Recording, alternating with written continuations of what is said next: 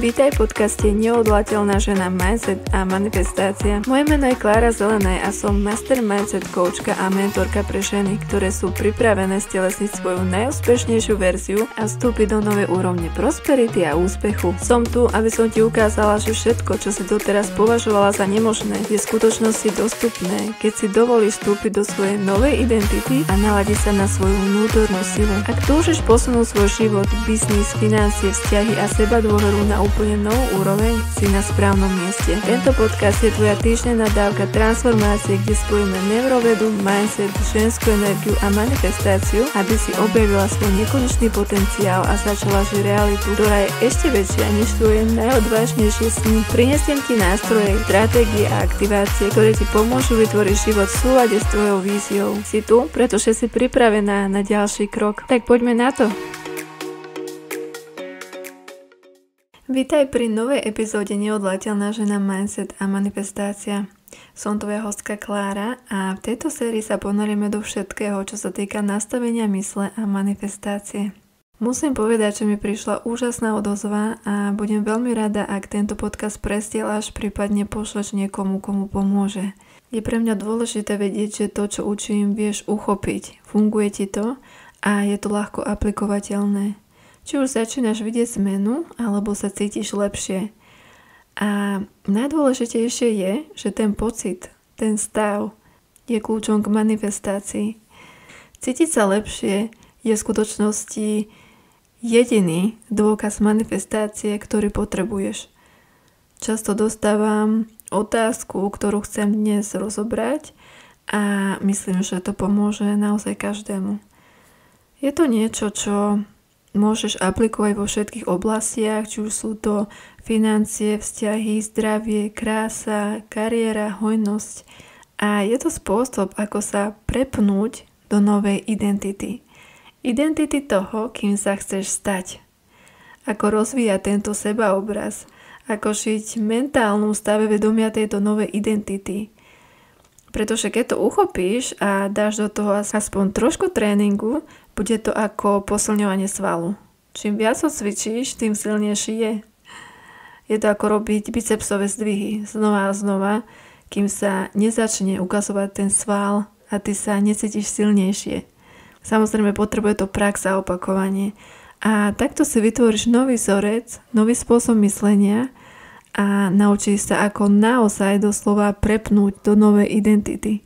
Tento self-koncept, respektíve seba poňatie je spôsob, akým sami vnímame. Sú to naše dominantné presvedčenia o sebe, ale aj o svete. Inými slovami je to náš vzťah k veciam. Hej. Ako vidíš seba vo vzťahu k peniazom, ako vidíš seba vo vzťahoch, ako v priateľstvách, ako v kariére, ako v zdraví. Je to v našom vzťahu a predpokladoch, ktoré robíme.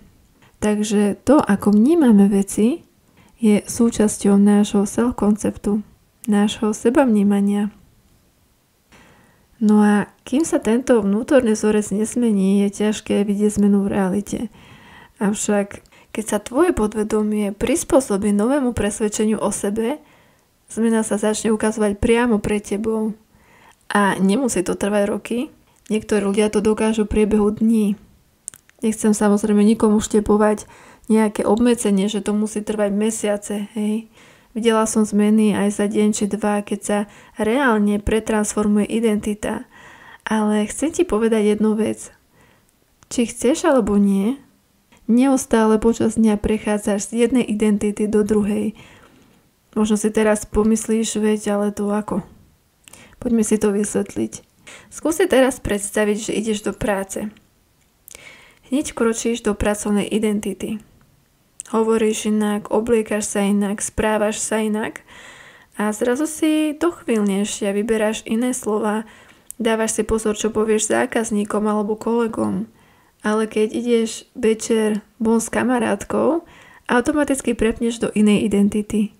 Možno si pustíš nahlas hudbu v aute, smeješ sa hlasnejšie, rozprávaš inak, si viac uvoľnená. No a zase keď si doma, tak je to ako keby ďalšia verzia teba. Si pokojnejšia, si v pyžame, bez make-upu, proste vo svojej pohode.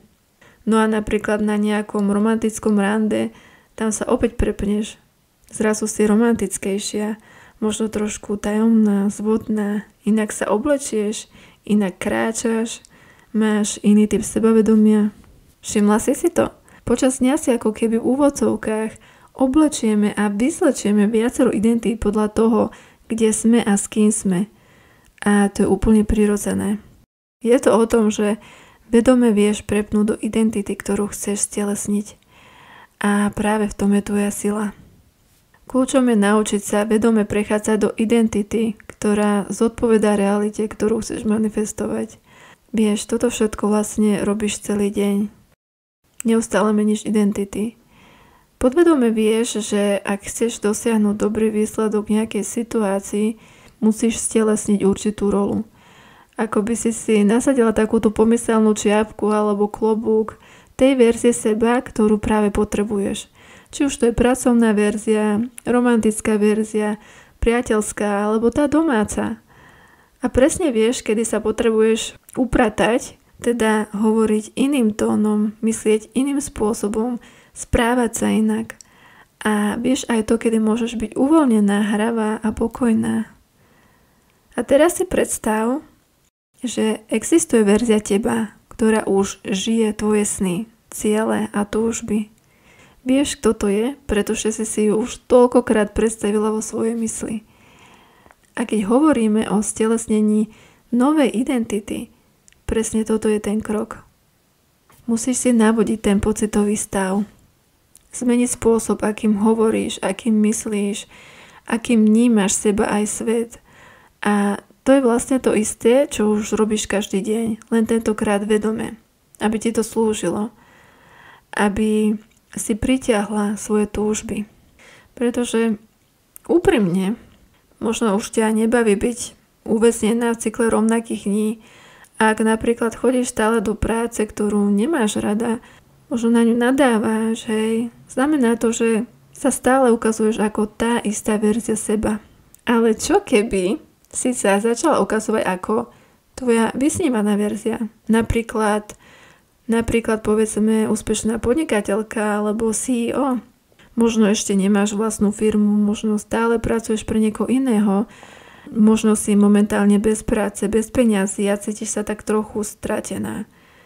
Avšak ako by si vyzerala ako tá tvoja vytúžená podnikateľka, tvoja CEO? Ako by si sa videla? Ako by si komunikovala?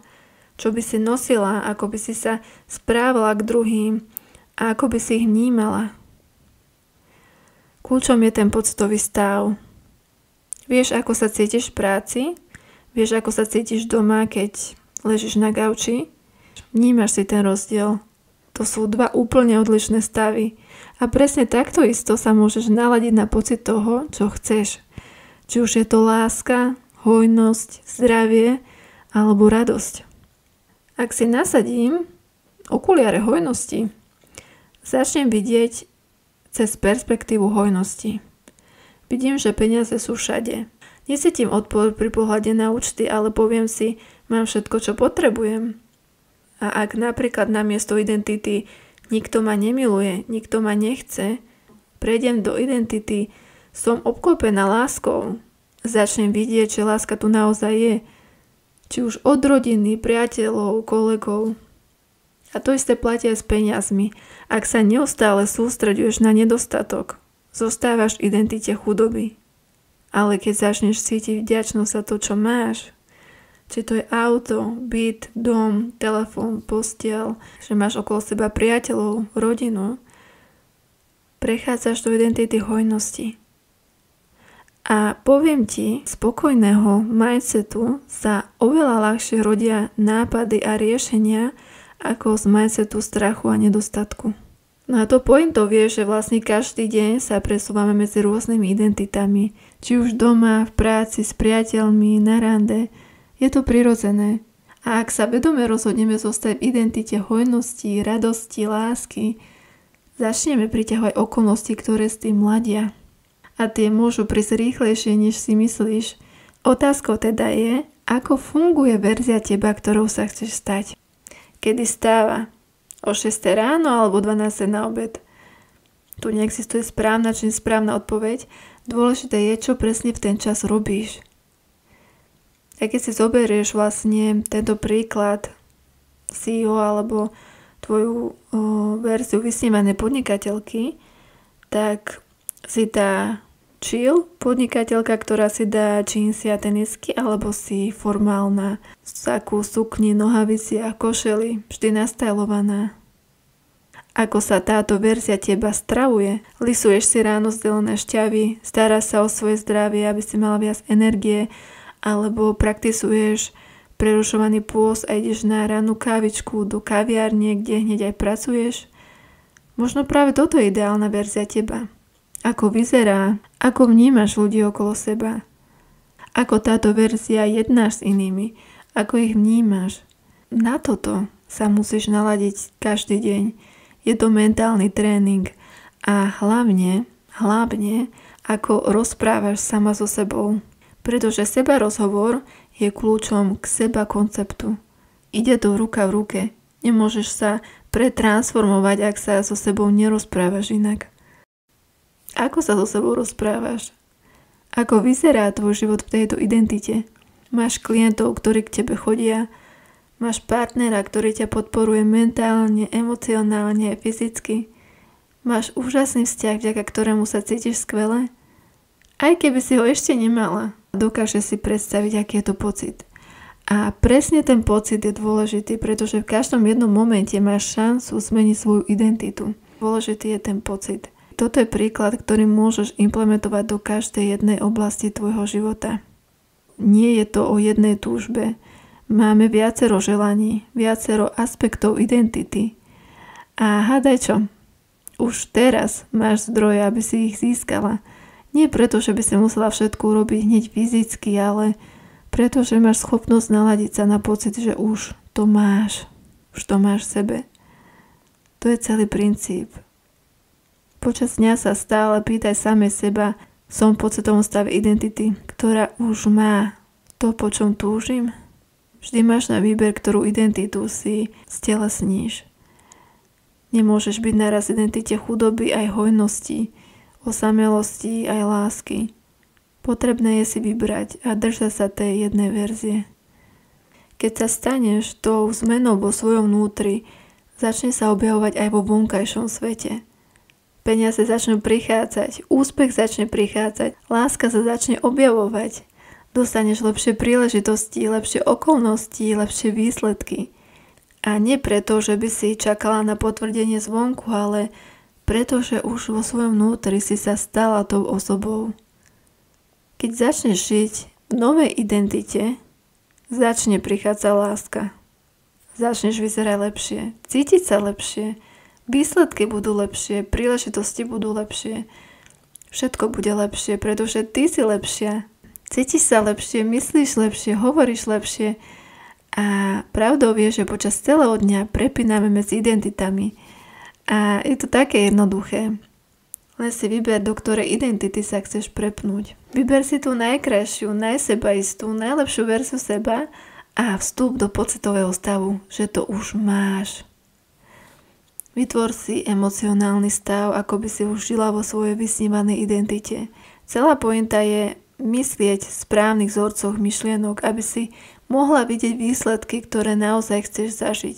Každý deň si vyberaj, kým chceš byť. Keď sa vedome rozhodneš, že budeš stelesňovať verziu seba, ktorá už má všetko, čo chceš, tak realita sa tomu začne okamžite prispôsobovať. Verím, že sa v tejto epizóde našla a ak ti aspoň trošku pomohla, tak účel bol splnený. Kľudne mi napíš komentár a zdieľaj ju so svojou kamoškou. A už čoskoro sa vidíme v ďalšej epizóde. Maj sa krásne. Ďakujem, že si dnes počúvala podcast Neodolateľná žena, mindset a manifestácia. Ak ti táto epizóda priniesla vnútorný posun alebo nový pohľad, dielajú na Instagrame a uznáš ma Neodolateľná žena.sk. Milujem vidieť, ako tieto myšlienky menia spôsob, akým ženy tvoria svoj život a podnikanie. Ak chceš ísť ešte hlbšie, objav moje programy a členstvo do Frekvencie Academy, tvoj mesačný portál pre vedomý rast, manifestáciu a energetickú expanziu. Pamätaj, si žena, ktorá dokáže všetko, čo si zvolí. Tvoja energia je tvoj najväčší magnet a svet potrebuje presne to, čo nesieš v sebe. Počujeme sa v ďalšej epizóde.